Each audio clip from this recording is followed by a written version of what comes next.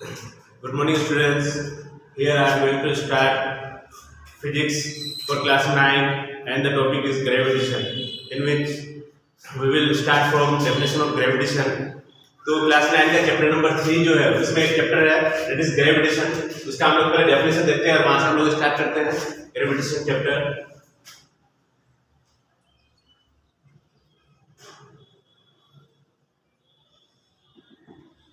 उसका डेफिनेशन है, न्यूटन ने बोला था कि in this universe every two object और every two particle attract each other with a force which is known as force of gravitation और ग्रेविटेशन फोर्स बोला जाता है. उसका डेफिनेशन है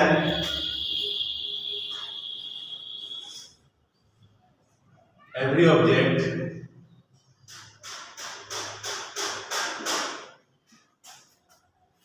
attract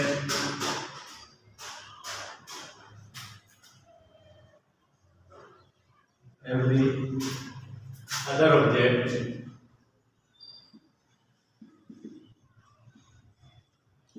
with a force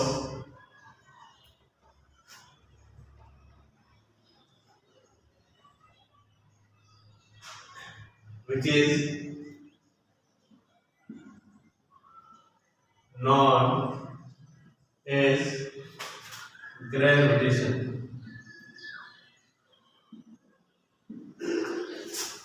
तो इस यूनिवर्स में जो भी ऑब्जेक्ट है वो दूसरे ऑब्जेक्ट को जो है अट्रैक्ट करता है. उसके अंदर एक प्रॉपर्टी होता है अट्रैक्शन का. उसी फोर्स को क्या बोला जाता है? ग्रेविटेशन बोला जाता है. सपोज कोई दो ऑब्जेक्ट है, हमने कोई दो ऑब्जेक्ट को मान लिया, कंसीडर किया object A and object B. तो बताइए ये दोनों ऑब्जेक्ट क्या करेगा? एक दूसरे को एक फोर्स अप्लाई करेगा और इस फोर्स आगे हम लोग इस फोर्स का वैल्यू भी निकालेंगे, डेफिनेशन भी निकालेंगे, इसका डेरिवेशन करेंगे. तो बस यहाँ पर ये समझना था कि ग्रेविटेशन क्या होता है कि in this universe every object attract every other object with a force which is known as force of gravitation. अब इसके बाद जो है बहुत सारे अलग अलग साइंटिस्ट थे, उन्होंने अलग अलग लॉज भी दिए. एक साइंटिस्ट थे केपलर, उन्होंने जो है जो ग्रेविटेशन के बारे में बहुत सारी चीज बताए थे. उन्होंने जो प्लैनेट्स, जो प्लैनेटरी जो हमारा मोशन है, जो सोलर सिस्टम है, उसके बारे में बहुत चीज बताया कि किस ऑर्बिट में प्लैनेट्स रोटेट करता है, कैसे रोटेट करता है, उसका शेप क्या होता है रोटेशन का, कौन से एरिया बनाता है, कितना टाइम पीरियड लगता है, ये सब के बारे में जो केपलर्स ने बताया था. तो उसके बाद हम लोग यहाँ पर पढ़ेंगे केपलर्स लॉ ऑफ ग्रेविटेशन. तो नेक्स्ट हेडिंग है केपलर्स लॉ.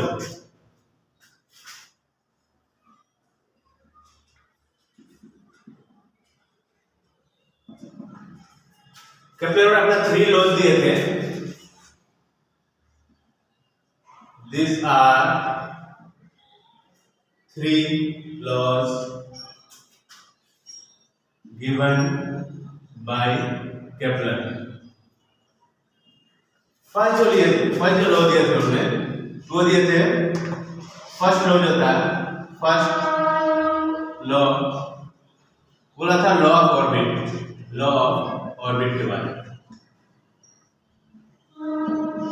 तो उसमें उन्होंने क्या बोला था कि अभी तक हम लोग ये समझ रहे थे कि जो सन जो रोटेट कर रहा है, जो अर्थ जो रोटेट कर रहा है सन के चारों तरफ, वो एक सर्कुलर पाथ में रोटेट कर रहा है. सपोज ये अगर सन है, इसके चारों तरफ जो अर्थ रोटेट कर रहा है एक सर्कुलर पाथ में है. बट ये चीज को बाद में जो केपलर ने इस चीज को थोड़ा मॉडिफाई किया था और उन्होंने बोला कि एग्जैक्ट में ये सर्कुलर नहीं है, एग्जैक्ट में ये पूरे का पूरा सर्कुलर नहीं है. वो जो हमारा जो अर्थ जो रोटेट कर रहा है उसका जो पाथ है हल्का सा वो इलिप्टिकल शेप का है, हल्का सा ऊपर में फ्लैट शेप का है. इस तरह का हमारा अर्थ है. इसको जो है मतलब ओवल शेप बोला जाता है, ठीक है ना. तो यहाँ पर सन रहता है, बीच में यहाँ पर सन है और इसके चारों तरफ यहाँ पर अर्थ, सपोज ये अर्थ है और बाकी का प्लैनेट्स भी क्या कर रहा है, इसके चारों तरफ इसी ऑर्बिट में रोटेट करेगा. बाकी का प्लैनेट्स भी यहाँ पर ऐसे ऐसे बहुत सारे जो ऑर्बिट रहेगा इस पे वो क्या करेगा, अलग अलग प्लैनेट्स यहाँ पर रोटेट करेंगे इस तरह से. तो ये फर्स्ट लॉ दिया था उन्होंने. बस ये ऑर्बिट ये जो पाथ है, इस पाथ के बारे में उन्होंने बताया था कि एक्चुअल में क्या होता है, वो सर्कुलर नहीं होता है, वो हल्का सा कैसा होता है, ओवल शेप का होता है. इसको बोलते हैं इलिप्टिकल शेप. ये जो पाथ होता है कैसा होता है, ये इलिप्टिकल होता है, इलिप्टिकल, ठीक है ना, इस शेप का होता है. तो यहाँ पर दिख रहा है कि ये पूरा सर्कुलर नहीं है, बल्कि ये कैसा ऊपर में थोड़ा फ्लैट है, फ्लैट टाइप का है और साइड में ज्यादा सर्कुलर टाइप का है. तो ये ऐसा माना गया है कि दो सर्कल को अगर हम मिला कर क्या करें, उसको फ्यूज करा दें, चिपका दें, तो इस तरह का ये शेप बना लेता है। तो बोला गया कि अब यहाँ पर जो सन होगा ना, एग्जैक्टली वो सन सेंटर में नहीं होता है, वो सन एक साइड में होता है, चाहे यहाँ पर होगा या फिर सन इस साइड में होगा, क्योंकि यहाँ पर ऐसे कंसीडर किया कि दो सर्कल को मिला करके ये जो है ओवल शेप बना है, दो सर्कल को हमने चिपका दिया दोनों साइड से, तो इस तरह का वो ऐसा कुछ लग रहा है। तो दो सर्कल को जो हमने ऐसे मिलाया, यूज कराया, तो आप वो दोनों अलग अलग उसका सेंटर रहेगा, तो एक का सेंटर इधर रहेगा, एक का सेंटर इधर रहेगा। अब उसका जो पाथ है कुछ इस तरह का रहेगा और दो सेंटर रहेगा, इसको बोला जाता है फोकाई बोला जाता है, ये F1 और इसमें F2। अब दोनों सेंटर में से किसी एक सेंटर में सन रहता है। अगर सपोज इस सेंटर में हमने सन मान लिया, तो सन यहाँ पर रहेगा और इसके चारों तरफ क्या जो अर्थ रोटेट करेगा, है ना। इसी वजह से जो मौसम का चेंज वगैरह होता है, इसी वजह से होता है। जब अर्थ सन के नजदीक होता है तो ज्यादा हमें गर्मी फील होता है, गर्म फील होता है, और जब जैसे ही अर्थ सन से दूर हो जाता है तब हमें कोल्ड फील होता है। तो यही रीजन है कि इसका शेप इस तरह का होने की वजह से जो सीजन चेंज वगैरह होता है इसी वजह से होता है। अब हम क्या करें, यहाँ पर इसका ये तो हमने डायग्राम देख लिया है, इसका हम यहाँ पर क्या करें, डेफिनेशन लिख रहे हैं साइड में।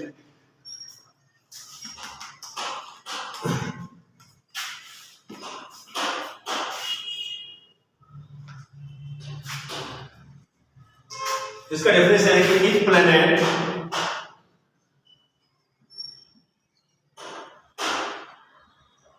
रोटेट और revolve around the sun in an elliptical orbit। Okay, तो बस लॉ ऑफ ऑर्बिट में इतना ही है कि जो जितने भी प्लैनेट्स होता है वो एक्चुअली सर्कुलर ऑर्बिट में रोटेट नहीं करता, वो एलिप्टिकल ऑर्बिट में रोटेट करता है। इसी चीज को फर्स्ट लॉ बोला गया, लॉ ऑफ पीरियड इसको बोला जाता है। अब उसके बाद जो सेकंड जो लॉ आता है, मैं यहाँ पर लिख देता हूँ इस चीज को,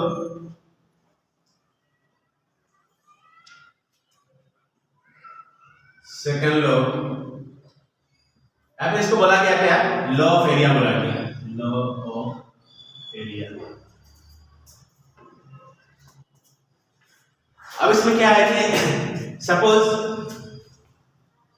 अभी मान लेते हैं कि यहां पर सन जो है यहां पर है, यहां पर सन है, तो इसके चारों तरफ अर्थ रोटेट कर रहा है।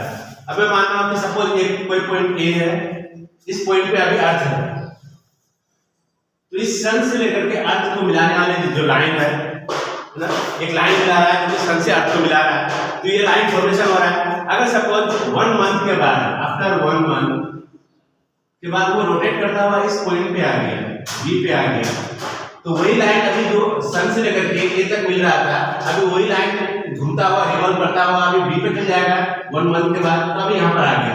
तो ये कुछ एरिया स्वेप किया है, ये जो लाइन था, जो ए वाला पॉइंट वाला लाइन था जो सन से मिला था, वही लाइन अभी जो बी में गया तो एक एरिया को स्वेप कर रहा है। अब सपोज 6 मंथ के बाद फिर से मैं दो पॉइंट कंसीडर कर रहा हूँ कि यहाँ पर अभी पॉइंट एक, यहाँ पर एक कोई पॉइंट है, मान लीजिए इसको सी पॉइंट दिया है, और फिर वो रोटेट करता हुआ 1 मंथ के बाद वो डी पे आ गया। टाइम पीरियड कितना लगा, यहाँ पर 1 मंथ का टाइम पीरियड लगा, यहाँ पर भी 1 मंथ का ही टाइम पीरियड लगना चाहिए अगर इस एरिया को फॉर्मेशन हो रहा है, 1 मंथ का टाइम पीरियड लगा।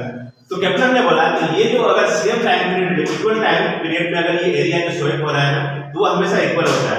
मतलब यहाँ पर ऐसे लिख सकते हैं कि for equal time interval, for equal time interval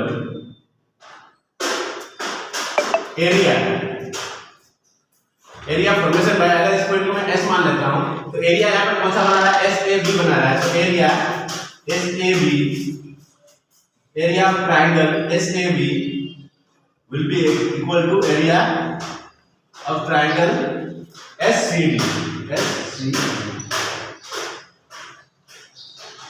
तो क्योंकि ये भी एरिया 1 मंथ में बना और ये भी एरिया 1 मंथ में बना है, तो दोनों एरिया हमेशा क्या रहेगा, इक्वल रहेगा।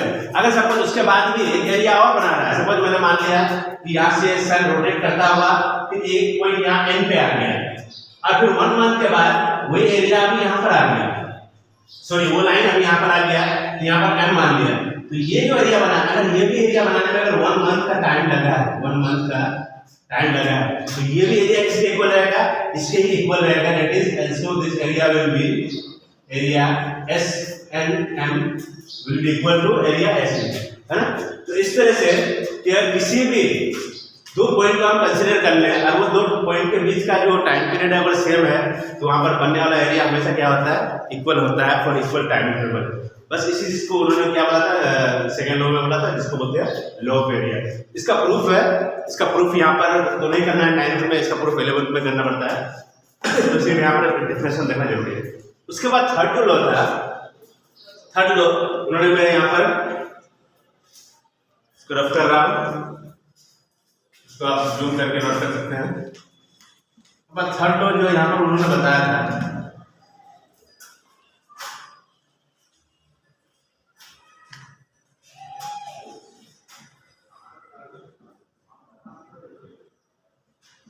इसको बोला जाता है law of period, law of period.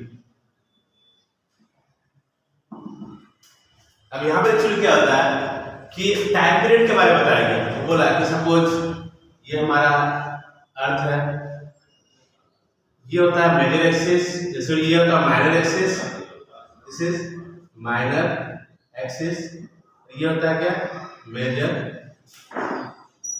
Axis.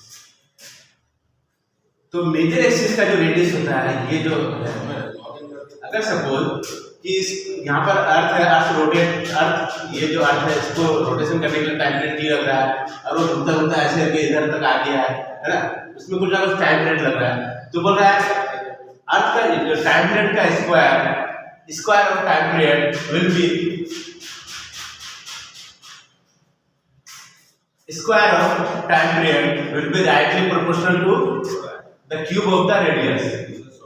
मतलब कि जो सेमी मेजर एक्सिस का, ये सेमी मेजर एक्सिस है, तो सेमी मेजर एक्सिस का जो रेडियस है उसका क्यूब, उसमें जो रिवॉल्व होने के जो टाइम पीरियड लगता है वो टाइम पीरियड के स्क्वायर के प्रोपोर्शनल होता है। यहाँ पर ये चीज ध्यान रखना है, यहाँ पर सीधे ऐसे लिखेंगे कि the square of time period for revolving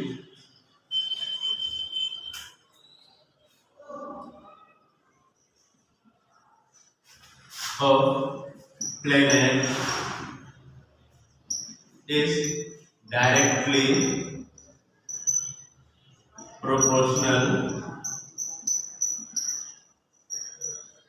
to the cube of the semi major axis, cube of the semi major axis. मतलब ये जो डिस्टेंस है उसको सेमी मेजर एक्सिस बोला गया है। तो यहाँ से बस ये चीज यहाँ पर इसी चीज को यहाँ पर अगर लिख दे तो ये हो जाता है क्या, टी स्क्वायर। अब ये क्या है, T square proportional to R cube है, तो यहाँ पर हटाने के बाद एक कांस्टेंट लगता है, इसको के से रेट करते हैं, तो टी स्क्वायर इक्वल टू के इनटू आर क्यूब हो जाएगा यहाँ पर। या फिर अगर हम इसको अगर के के फॉर्म में लिखते हैं तो के इक्वल टू क्या हो जाएगा, T square by R cube हो जाएगा। तो इस तरह से यहाँ पर जो चैप्टर ने 3 लॉज दिए थे अपना, और पहला लॉज क्या था, लॉ ऑर्बिट था, दूसरा लॉ जो लॉ ऑफ एरिया है, थर्ड लॉ ऑफ पीरियड है। ये तीनों लॉज जो आता है एग्जाम में, थ्योरी क्वेश्चन में आता है। और इसके बारे में डेफिनेशन इतना ही लिखना है कि for equal interval of time the area formation by the line joining the sun and the earth for equal interval will be equal। मतलब कि इक्वल इंटरवल ऑफ टाइम के लिए जो भी एरिया बनता है किसी दो पॉइंट के लिए वो हमेशा क्या रहेगा, इक्वल रहेगा।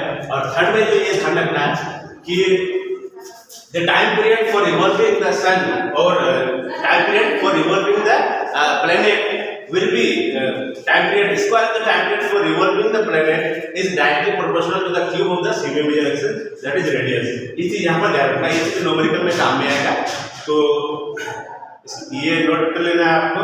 और नेक्स्ट जो है इसके बाद नेक्स्ट क्लास में लोग देखेंगे नेक्स्ट वीडियो।